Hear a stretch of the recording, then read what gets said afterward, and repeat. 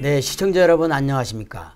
새로운 정신세계를 선도하는 금요명상 다석을 아십니까 시간입니다.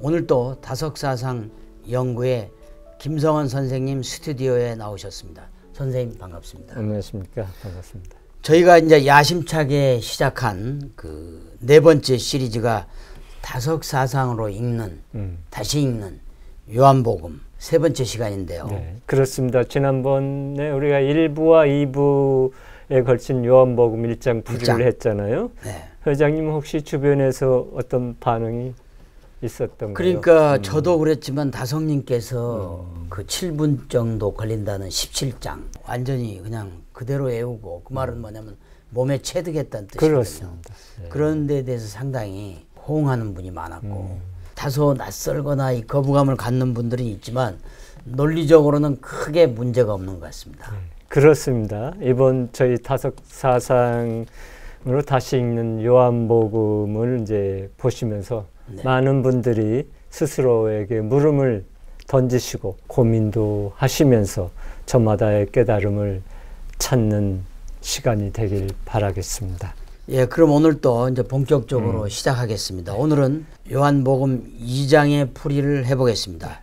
먼저 4절 말씀부터 제가 읽어보겠습니다. 어머니여, 나와 무슨 상관이 있나이까? 여자여, 나와 무슨 상관이 있나이까? 이건 개역본입니다. 기독교에서는 예수님은 어머니에게 여자여라고 했고 카톨릭에서는 여인을 어머니로 옮겨 놓았거든요. 네, 그렇습니다. 히브리어 귀나이는 여자여라는 말로 어머니가 아니죠. 사실. 어머니는 아니고요. 네. 그런데 예수님이 왜 어머니를 여자 또는 여인이라고 했을까요? 이제 여기에는 이제 까닭이 있습니다. 분명히 예수님은 하늘에 계신 내 아버지의 뜻을 실천하는 사람이면 누구나 다 내 형제요, 자매요, 어머니다고 마테오 12장 50절에서 이렇게 말씀했습니다.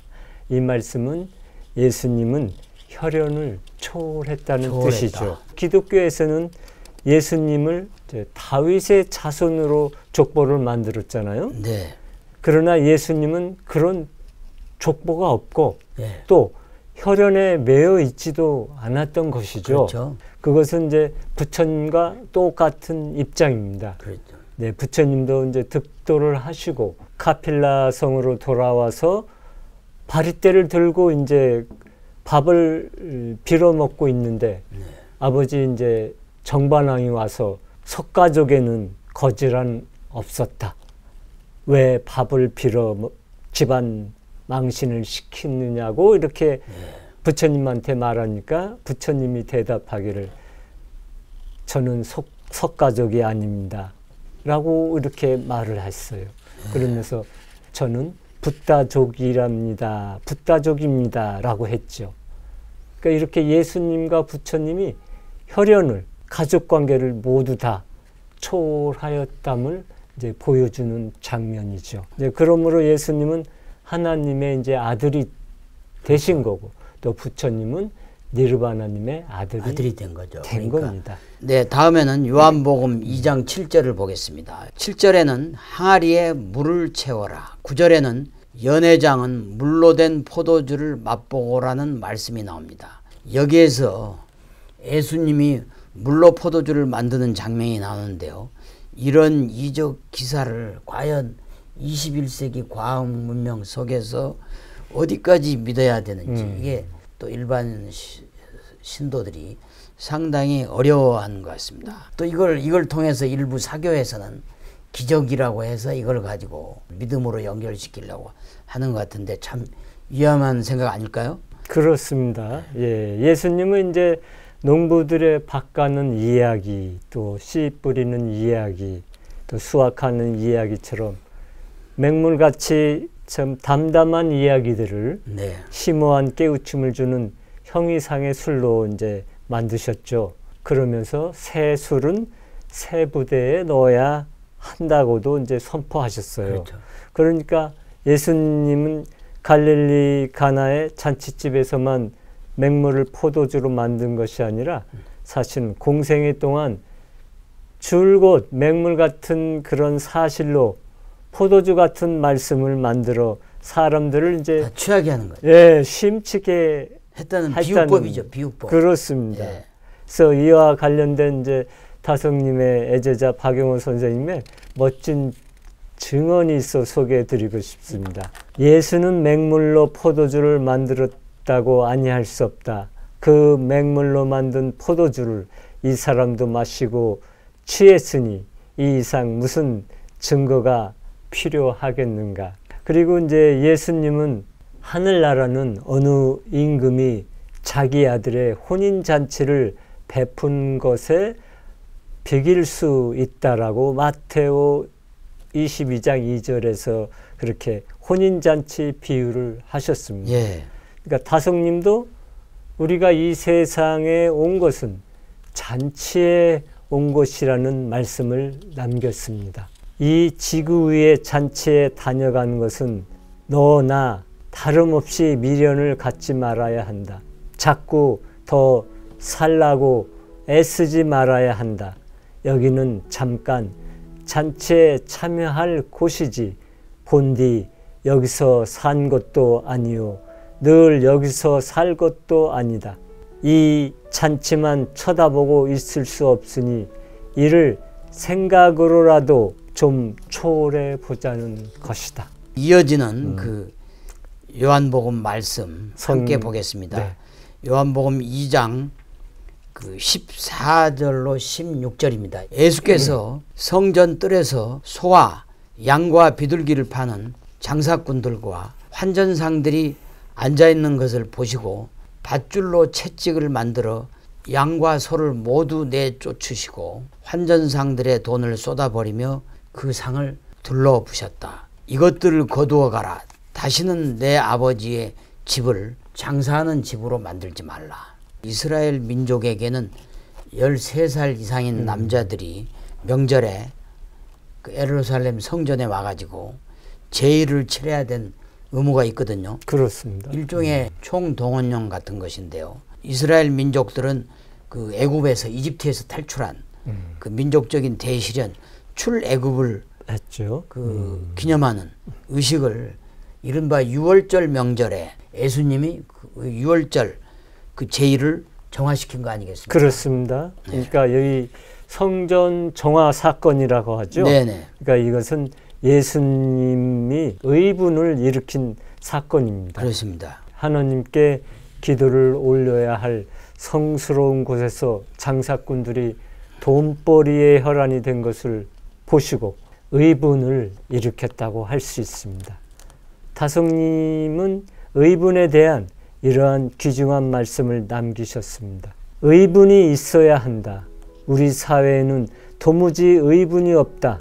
불덩어리가 자기 발등에 떨어지지 않으면 오불관원 나는 상관하지 않는다. 가만히 있는다. 어떤 뜻에서는 예수석가 공자 같은 이는 그 시대에 대단히 의분을 낸 사람들이라고 볼 수 있다. 못된 세상에 도무지 참을 수 없어서 그냥 둘 수 없다고 해서 세상을 바로잡고자 한 불의를 불사르자고 한 말씀이 경전으로 되어 나온 것이라 볼 수 있다. 과거의 철학, 종교가 다 무엇인가? 의분의 발로 그것이 아닌가? 이를 본받아 옛 성인이 하였듯이 우리들도 의분을 느끼라고 하는 것이 그들 성인들의 뜻이 아니겠는가? 그러나 지금은 어떻게 된 일인지 의분을 도무지 모르고 있다. 학교에서 교육한다는 것이 무엇을 가르치는지 모르겠다. 불의를 보고도 노여워할 줄 모르면 참이 아니다. 성전의 그 제사 종교의식이 이스라엘 민족이 출애굽 이후에 구심하는, 서로 결집하는 그런 구심점 역할도 많이 했다고 볼 수 있고, 유대 민족들의 정신적인 향상을 가로막는 또 그 반대급부적인 역할도 했다는 것도 사실인데요. 그 아무래도 명절이 되면 제물로 쓸 짐승을 사고 파느라 성전 마당이 가축 시장이 아주 시장처럼 시끌벅적했으니까 그 당시 이제 전해지는 사료에 따르면은 명절 동안 예루살렘에서 장사꾼 한 사람이 양과 소를 3,000마리까지 팔았다. 뭐 이런 얘기도 전해지고, 각종 민족들이, 중동의 민족들이 모이다 보니까 여기 나왔지만 환전상. 그래서 이스라엘의 그 세겔로 바꿔주고 그래야 물건을 사갈 수 있으니까. 또 거기 따라서 자릿세. 요새도 환전 수수료 받지 않습니까? 자릿세도 이제 엄청 나다 그러던가요. 그러니까 결국 이 제의가 결국은 중세로 연결되면서 기복신앙으로 연결된 거 아닌가, 저는 그런 생각이 드는데. 그렇죠. 그런 제사의식을 관장하는 유대교 지도자들에게는 이 제사의식이 황금알을 낳는 거의나 마찬가지죠. 네. 그러나 예수님처럼 차원 높은 신앙인이 볼 때 유대교는 백해무익한 이제 종교로 볼 수밖에 없었습니다. 그렇죠. 물론 이제 예수님도 유대교 명절마다 예루살렘 성전을 이제 찾았으나 한 번도 이제 제물을 제단에 바치는 제사는 이제 올린 적이 없었다고 하죠. 네. 오직 성전을 찾는 사람들에게 이제 진리의 말씀을 전하기 위해 성전을 방문했다고 합니다. 여기에서 우리가 이제 생각해 볼 수 있는 점이 있죠. 네. 유대교의 황금알을 낳는 제사의식을 관장하는 제사장들에게 예수님은 어떻게 이제 비쳤을까요? 네. 예수님은 이제 하나님의 아들이 아니라 자신들의 돈벌이를 방해하는 회방꾼으로 여겼을 것입니다. 그렇겠습니다. 그 2장 19절에서는 또 예수님께서 다음과 같이 말씀하셨어요. 이 성전을 허물어라. 내가 사흘 안에 다시 세우겠다. 몇십 년 걸려서 지은 그 예루살렘의 어마어마한 성전을 허무는 것도 수달, 수년이 걸릴 텐데. 그렇습니다. 사흘 안에 다시 세우겠다. 그렇죠. 절대 세계하고 이거 역시 관계되어 있는 그렇습니다. 말씀 아닌가요? 네. 진정한 성전이라는 것은 이런 장사하고 재물 바치는 곳이 아니라는 말씀이라는 거잖아요. 네네. 사실은 이 우주가 그대로 하나님의 성전인 거죠. 예. 또 기도하는 골방이 아니겠습니까? 네. 왜냐하면 이 우주에 무엇 하나도 하나님을 드러내지 않는 것이 없잖아요. 그렇죠. 또한 사흘 안에 깨우침을 주는 것이죠. 그러니까 성전이란 건물이 아니라 하나님을 생각하는 그 마음속에 있다는 것입니다. 네. 그러니까 내 마음속에 하늘나라가 있다고 그렇게 표현을 하게 되는 것이죠. 네. 말씀대로 내 마음, 우리의 마음 속에 하늘나라가 있다. 그렇습니다. 는 게 해답인 것 같습니다. 예. 정답인 것 같습니다. 그래서 우리나라뿐만 아니고 우리 인류의 모든 성직자들이 새겨들어야 할 말씀인 것 같습니다. 네. 오늘 수고하셨습니다. 네. 오늘 또 요한복음 2장 몇몇 구절을 함께 살펴봤는데 역시 다석사상으로 읽고 해석을 하니까 훨씬 그 성경의 구절들이 새록새록 이 마음에 와 닿는 것 같습니다. 그렇습니다. 시청자 여러분들께서는 오늘 내용을 어떻게 들으셨는지 모르겠습니다. 오늘 영상을 보시고 질문이나 의견이 있으시면 언제든지 댓글로 남겨주시면 저희가 정성껏 답변해 드리겠습니다. 네, 시청자 여러분, 그럼 저희는 다음 이 시간에 다석사상으로 다시 읽는 요한복음 4편으로 돌아오겠습니다. 한국이 낳은 20세기의 위대한 영적 스승 다석 유옥모님의 말씀으로 힐링하는 주말, 힐링한 하루 되십시오. 대단히 감사합니다. 감사합니다.